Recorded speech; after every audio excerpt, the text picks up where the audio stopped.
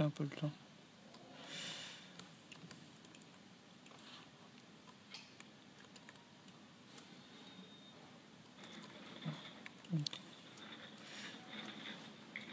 Voilà.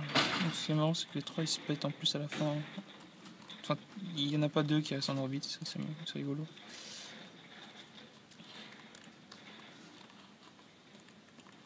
Voilà.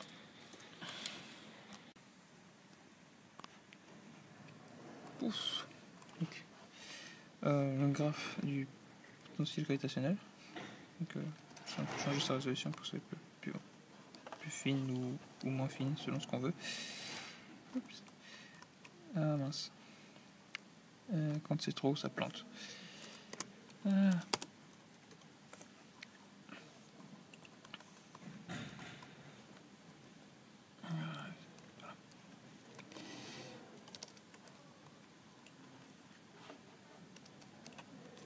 Ok, et puis, qu'est-ce que je peux dire? On peut regarder. Il y a différents modes d'affichage, deux modes de couleur. Parce que pourquoi pas. Il y a des façons de visualiser un peu différentes. On peut regarder les tranches en volume, parce que c'est possible à faire, on l'a fait. Donc aussi c'est la version qu'on voit souvent dans les démonstrations un peu sur le web.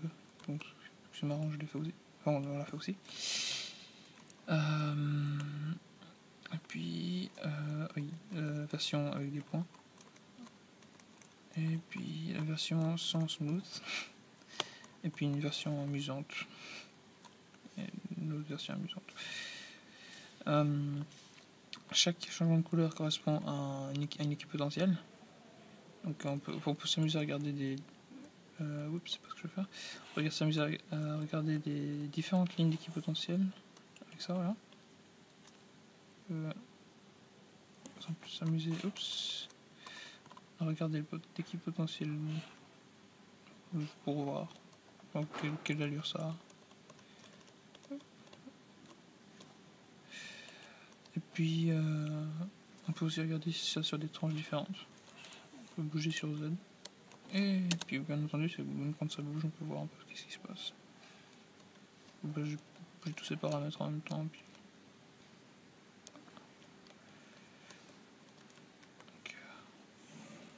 on peut donc alterner différents modes. Tac. Plutôt comme ça.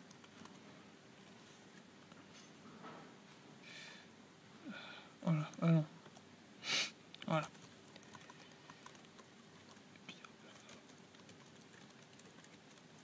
On peut voir des tranches différentes.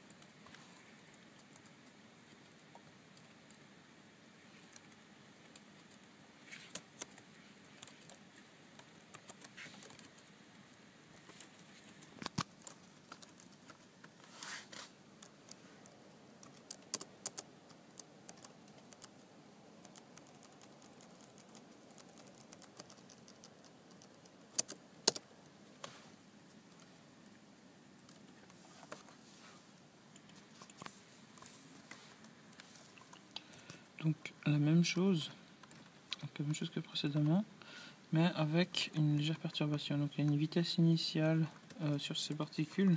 Il y en a une qui a une composante Z dans un sens et l'autre dans l'autre, je sais plus laquelle, dans quel sens ça va tourner.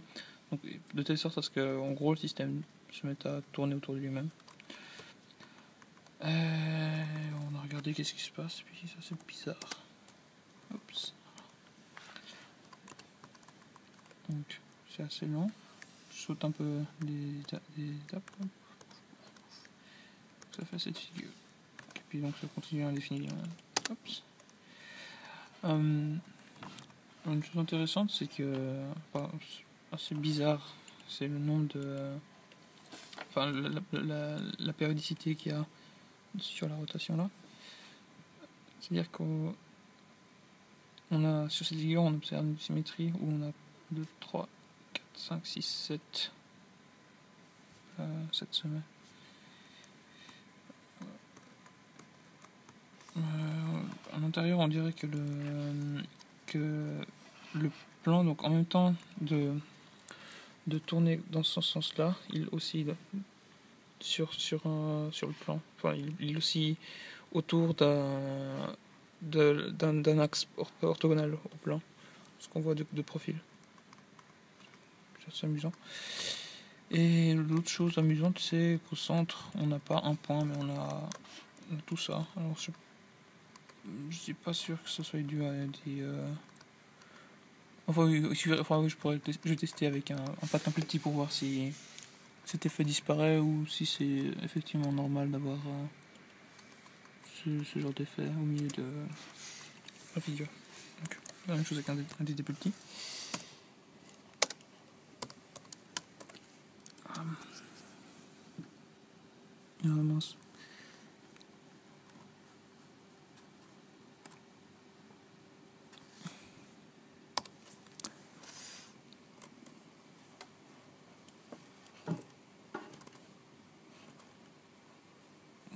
Un 0.0, donc 0. 10 fois plus petit.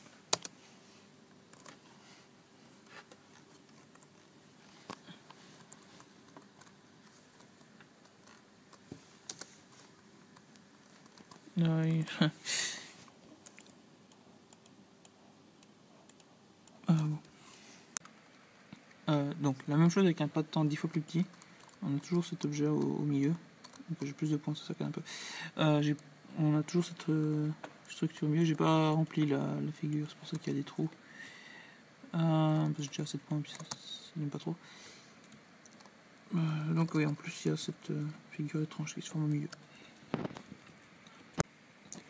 Donc, ayant appris que la structure précédente avait... la configuration précédente était relativement stable, on a essayé de mettre en orbite autour d'un autre point. Donc on a essayé de voir qu'est-ce qui se passe. Donc un peu de tracer la trajectoire. Puis effectivement, ça tient bien pendant un moment. Les deux objets sont en orbite. Il faudra essayer d'autres trucs plus amusants comme peut-être mettre un 8 autour d'un... Enfin mettre 2 8 en orbite. Ah oui, donc ce 8 en orbite autour de ça remplacé par un 8. Et éventuellement, si c'est possible, c'est de voir comment faire pour mettre un 8 autour d'un 8 dans un gros 8. Et ça, c'est assez compliqué parce que les configurations initiales, enfin le calcul pour les conditions initiales, je n'ai pas trouvé de forme explicite. Il y en a juste quelques exemples numériques et les papiers étaient assez complexes. Les papiers que j'abordais étaient...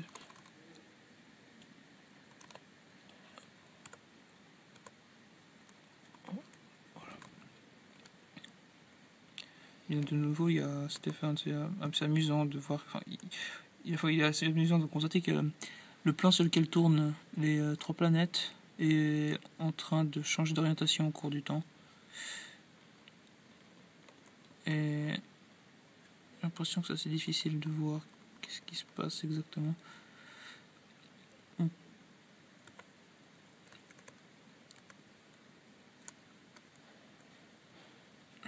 Donc peut-être que on pourrait tester voir si ça a le même comportement qu'un solide, je vais remplacer ça par un solide et voir si son orientation, s'il suit la même déviation déviation d'angle qu'un solide d'une orbite autour d'un autre. Puis bon, malheureusement, il y a quand même une divergence à un moment, donc ça explose. Donc il faut attendre un moment. Voilà, j'ai sauté, mais ça se casse. Un peu dommage. Peut-être améliorer, soit diminuer le pas de temps, soit améliorer améliorer la précision des conditions initiales. Puis dans ce cas-là, pour l'instant c'est probablement encore le pas de temps qui est un peu trop grand, qui implique une accumulation de défauts. Dans le même papier, il y avait encore un exemple de solution de problème à n corps pour n égale 4. Donc j'ai juste mis en place ce qui était proposé dans le papier. Il s'est passé ceci. Alors celui-là, il a demandé un pas de temps relativement faible, sinon on avait rapidement de divergence. C'est pour ça que ça va très lentement. Je saute des étapes. On a cette figure. Donc, les 4 corps sur une même orbite. Le problème c'est que voilà, les imprécisions s'accumulent et on arrive à des erreurs. C'est énorme. C'est assez joli, mais c'est pas vraiment ce qu'on voulait avoir.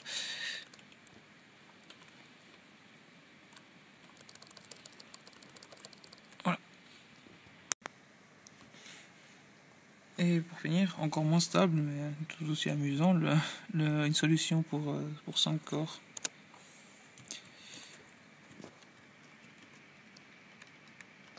Je saute un peu.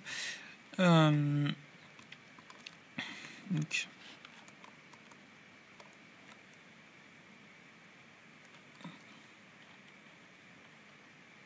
voilà, donc si j'avance beaucoup dans le temps, on va apparaître des divergences. Et bon.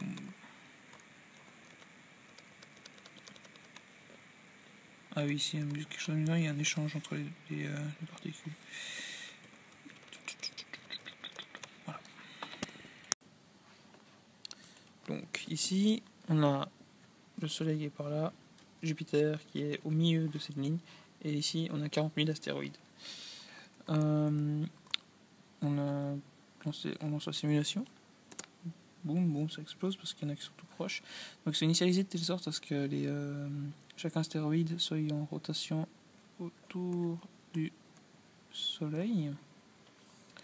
Donc on commence par remarquer qu'il y a une zone où l'espèce de fil était détaché, c'est là où il y avait Jupiter en fait. Donc voilà, on a pu remarquer le passage de Jupiter à ce moment-là, où les particules ont été toutes attirées et puis éjectées. Donc si on attend suffisamment longtemps, on va commencer à avoir des figures assez intéressantes là-dessus. On va entre autres remarquer que il y a des zones où on a assez peu d'astéroïdes.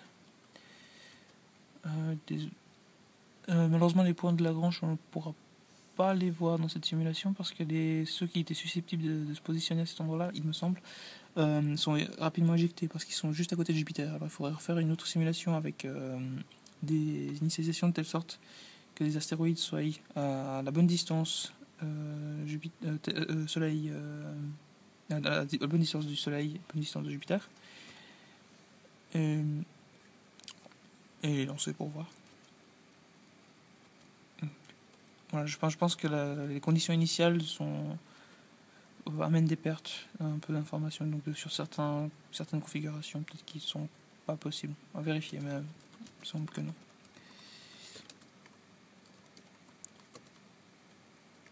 Donc, c'est très joli. Donc, je peux ouvrir des images. Donc, une fois j'ai laissé tourner la simulation assez longtemps. Oups.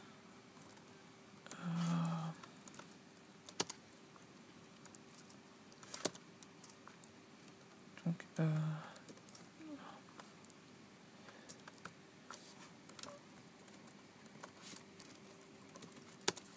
voilà. Donc, il apparaît ce genre de figure. Donc, on voit bien les zones de creux qui sont dues à des phénomènes de résonance avec des phénomènes de résonance avec Jupiter. Donc, de ce que j'ai compris,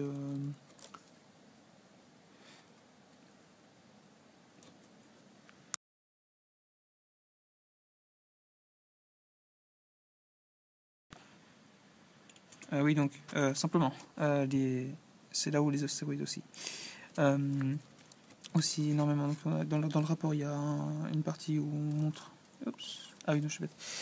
Il y a une partie où on montre que les astéroïdes se trouvant dans une certaine zone ne restent pas constamment dans cette orbite-là. Ils ont tendance à osciller un petit peu vers le bord et puis revenir à l'intérieur. Donc, c'est là où en fait où la période de révolution de l'astéroïde autour du Soleil elle est égale à un multiple. Pas nécessairement entier en fait. Par exemple, on a vu avec 2, ça marche, donc c'est entier. Avec 1, bon, pour ouvrir le graphique.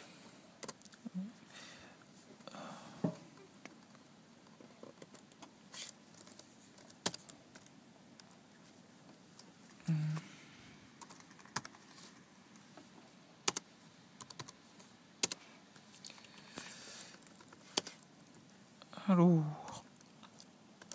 voilà. Donc, voilà, ça c'est dans le rapport. C'est une partie. Ce qu'on voit ici, c'est la zone. Donc, ça représente dans cet axe, c'est les différentes périodes de révolution des astéroïdes. Donc, comme elles sont initialisées sans prendre en compte l'effet de Jupiter. Donc, si on essaie de poser un astéroïde avec le Soleil à côté, puis on essaie de les mettre en orbite, on trouve que leur période de révolution serait de ces valeurs fois la période de révolution de Jupiter initialisée avec de telle sorte à ce que Jupiter ait une trajectoire circulaire, trace une trajectoire circulaire autour du centre de gravité du système. Donc, oui, ce qu'on remarque, c'est qu'il y a ces zones ici, donc là où on se trouve à 2 fois la période de. Donc, ici, l'astéroïde tourne 2 fois plus vite autour du Soleil que Jupiter, ou s'il tourne quelque chose un peu moins qu'1,5. Peut-être. Il faudrait lire les données ici, comme ça, j'arrive pas. Donc, il y a ces différents pics là où on a des astéroïdes qui ont tendance à osciller et ne pas rester stables. Donc, en gros, ce graphe il représente en haut la limite supérieure de la distance Soleil-astéroïde, et ça, c'est la limite inférieure de la distance Soleil-astéroïde. Ici, il y a un petit creux. Il y a un petit creux parce qu'ici, il y avait Jupiter dans la simulation. Et les astéroïdes qui étaient ici, ils se faisaient éjecter ou ils se faisaient aspirer par Jupiter. Puis, il y avait pas mal d'erreurs sur la simulation. Puis, éventuellement, dans la réalité, ça risque peut-être des choses qui peuvent se produire. D'être dévié puis emporté très loin. Du coup, on a enlevé le plot. Ça a massacré le graphe. Puis bon, on a aussi la même chose derrière Jupiter. Donc si on pose l'astéroïde plus loin, on a de nouveau une zone où une instabilité. Donc une autre zone de creux. Voilà. Donc ça, c'est à peu près la même chose. Juste les points qui sont mis en valeur ici. On a enlevé tous les astéroïdes qui passaient à travers Jupiter. On a seulement ceux qui sont à l'intérieur, dans une zone qui soit plus intéressante. Tout se passe dans le plan et on a seulement 10 000 corps. Enfin, seulement. On a 10 000 corps. Donc c'est un peu plus fluide que tout à l'heure. Donc, observer un peu cette. Donc, naturellement, il y a une spirale qui se forme parce que les périodes de révolution de chaque astéroïde sont différentes. Donc, on ne garde pas un fil. Le sorte de fil se déforme. Et voilà, on a Jupiter qui commence à tirer des éléments vers l'extérieur. Et donc, les trous, ils apparaissent ici parce que les astéroïdes qui sont dans cette zone-là ont de grandes oscillations. Donc, il y a un phénomène de résonance entre Jupiter, le Soleil et l'astéroïde. Et donc, il oscille de cet axe sur R, donc si R c'est la distance entre l'astéroïde et puis le Soleil, de façon assez forte.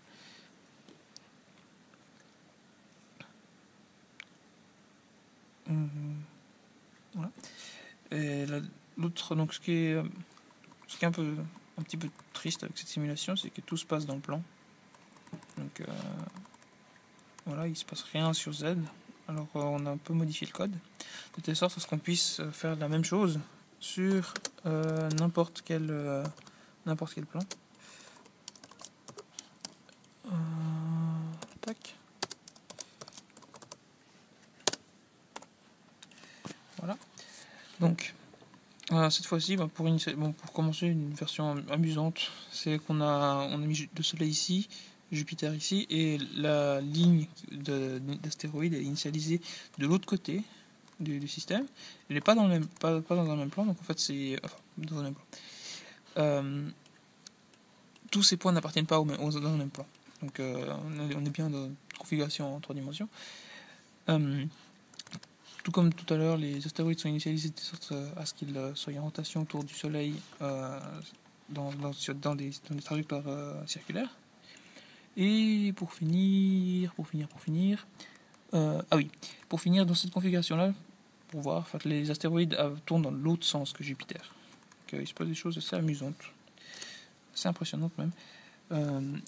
Donc, voilà, c'est maintenant le petit truc, la perturbation ici qui revient le fil perturbé essaie d'une façon ou d'une autre, enfin semble revenir à quelque chose qui ressemble à un fil. Donc j'ai pas d'intuition de pourquoi ce genre de choses se produit, mais c'est très joli.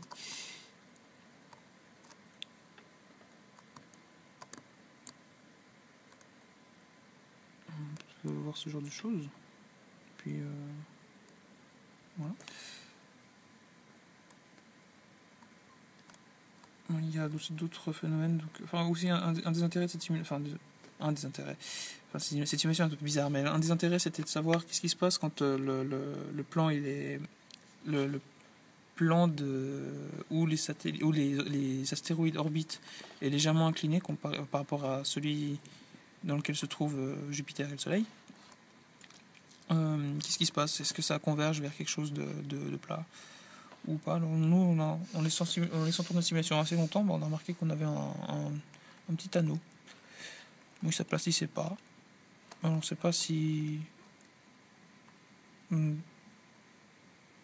Oui, peut-être qu'il va l'anneau, enfin les particules dans l'anneau vont osciller sur Z. Peut-être qu'elles vont se stabiliser. J'ai un peu de peine à dire. Dans cette configuration, les interactions entre astéroïdes ne sont pas prises en compte. C'est pour ça qu'on peut faire quelque chose d'aussi fluide avec 10 000 astéroïdes. Voir éventuellement ce qui se passe avec les interactions en plus. Aussi une autre chose amusante, c'est on peut prendre la même configuration. Donc,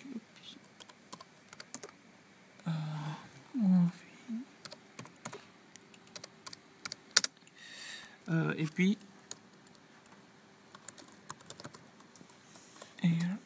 et pouvoir initialiser ces astéroïdes à la verticale, donc sur un axe au-dessus, comme ça. Donc, on va regarder ça d'en face. Donc Jupiter va tourner un peu comme ça.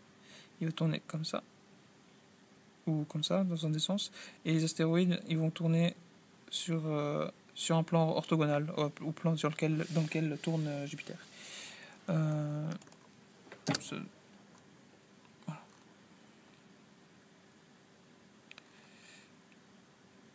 Des choses assez amusantes.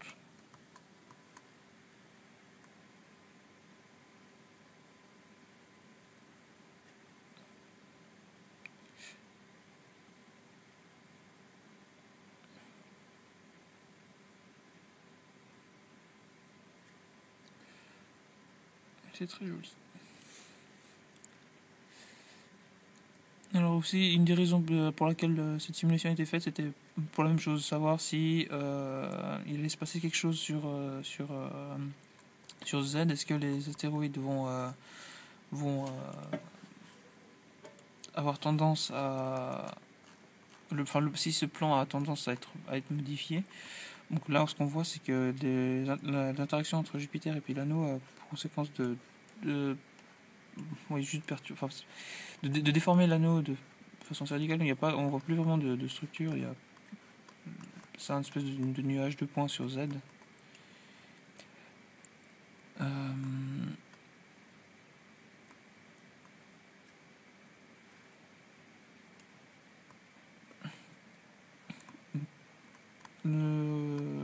La simulation donne l'impression que l'anneau va rester comme ça pour le moment et puis juste ça va perturber. Il ne semble pas vouloir tendre vers une autre configuration, mais peut-être qu'on laisse tourner la simulation très très longtemps pour avoir quelque chose d'intéressant. On ne l'a pas fait. Enfin, pas encore.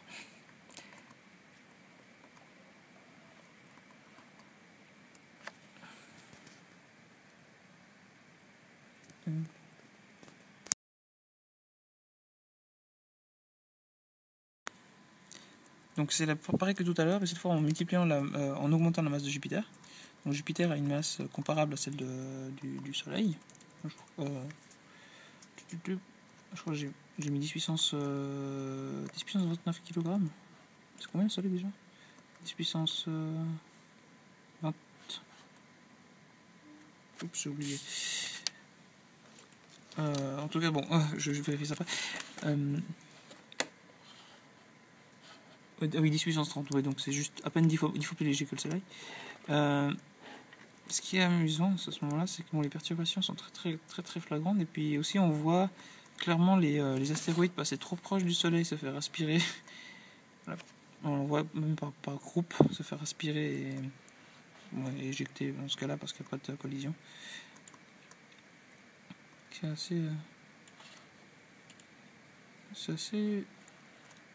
assez drôle. Là, le plan, on l'a totalement perdu parce que du fait que les vitesses initiales n'ont pas été recalculées, on a le Soleil qui est en train l'ensemble du système qui est en train de translater, alors que toutes les particules étaient initialement calculées pour tourner autour du Soleil, en supposant que le Soleil ne bougeait pas beaucoup, en supposant qu'il ne changeait pas de place. Donc là, il faut rajouter des composantes sur les astéroïdes, des composantes sur les vitesses des astéroïdes pour avoir quelque chose de peut-être plus correct. Donc il faut le mettre en translation avec le reste, parce que oui, donc, les astéroïdes subissent des forces mais n'en appliquent aucune. Voilà.